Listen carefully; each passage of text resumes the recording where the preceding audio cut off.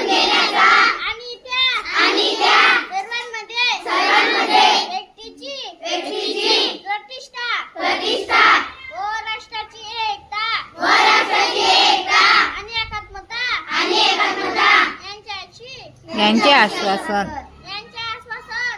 आश्वासन देणारी बंधुता प्रवर्धित करण्याचा संकल्पपूर्वक निर्धार करून